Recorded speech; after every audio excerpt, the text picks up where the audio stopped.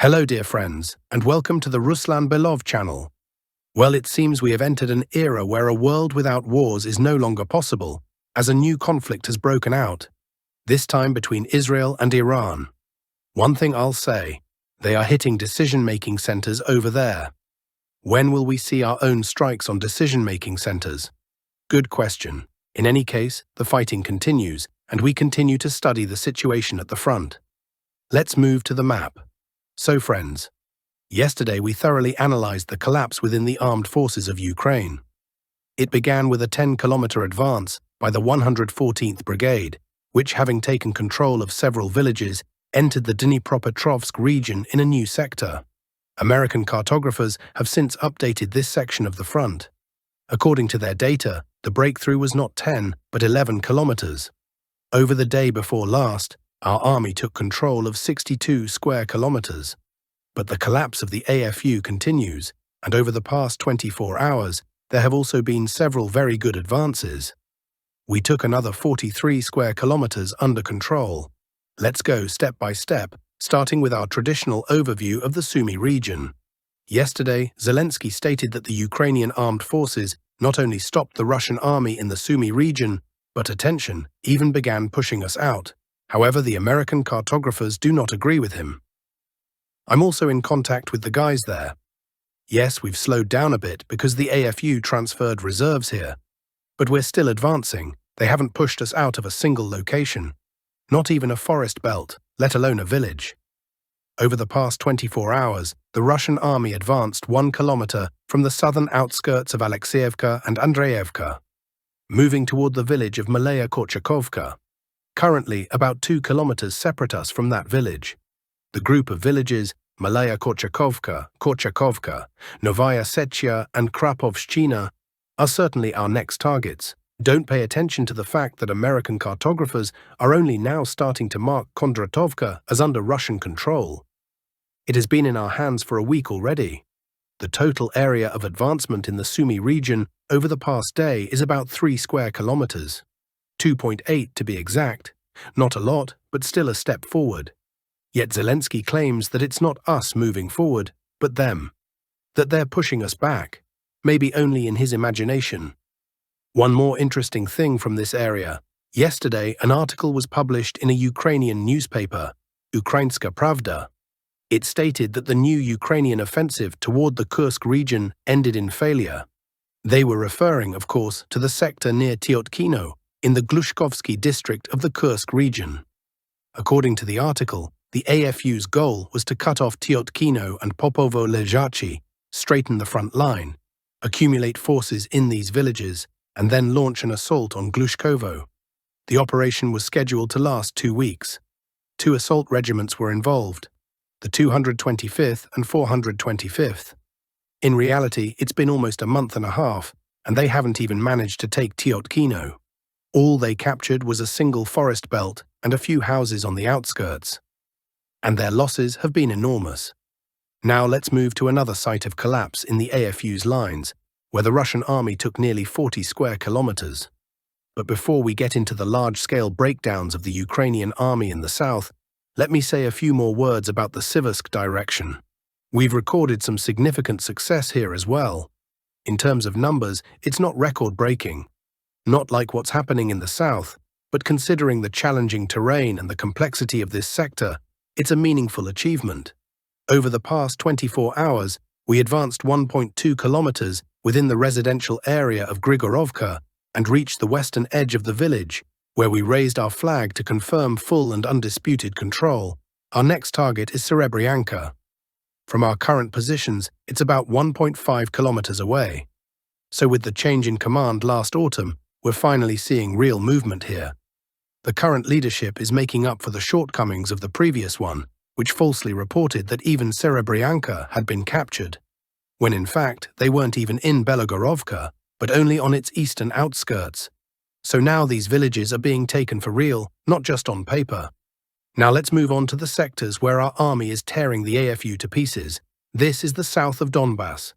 First of all, the Americans have finally updated their maps to show our breakthrough from 2 days ago. Also, look at this large section of fields between the villages of Bogdanovka Zaporozhye on one side and Andreevka-Alexeyevka on the other. This pocket is finally being cleared out. Yesterday alone, our army advanced more than 5 kilometers here, specifically 5.2 kilometers. The total area taken under our control was 23 square kilometers. And just so you understand, this is not the end. Vast areas of farmland will continue to fall out of the control of the Ukrainian armed forces. Yesterday, the Russian Ministry of Defense officially announced that Horokov has come under the control of the Russian army. Accordingly, this entire area is now under our control. Today we also received information, or rather confirmation, that there was a breakthrough by Russian forces on the eastern flank, and Russian troops took control of the village of Koptyevo. Now it only remains to make one more push, and the Russian army will reach Novoekonomichne. Of course, the Russian army could also continue its strike further west, bypassing the Pokrovsk agglomeration from the north without approaching the settlements directly. Most likely, the approaches to these settlements are heavily fortified, and now the Russian army will simply head west or even northwest, cutting off Ukrainian logistics from a distance. Lately, the Russian army has repeatedly demonstrated that this is the most effective strategy. Once the enemy loses logistics, they quickly lose hope for success and hastily abandon the battlefield. Now, moving to the south, Alexeyevka is also under our control. Consequently, the fields between the nearby villages will also fall in the near future. The AFU will not be able to hold those positions, given there's no residential or capital infrastructure to cling to, nowhere to establish a solid defense, and the two zones between them are also under our control. From the east, our control too. They're encircled from all sides. Clearly, they cannot remain there. Even if we activate the grey zone markers, you see, right? The yellow area, that's the grey zone. This area is already marked as territory where the AFU has no control. And this entire section, another 25 to 30 square kilometers, once it turns red, it will be added to the statistics. Yesterday, for example, I published the stats for the first 10 days of June in my Telegram channel. Nearly 250 square kilometers have come under Russian control.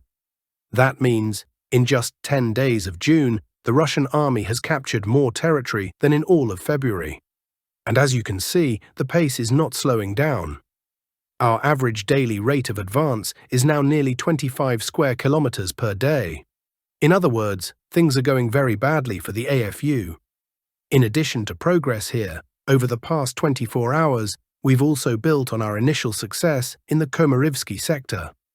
Over the past day, we advanced another 4.7 kilometers, reaching the outskirts of the village of Zaporizhzhia.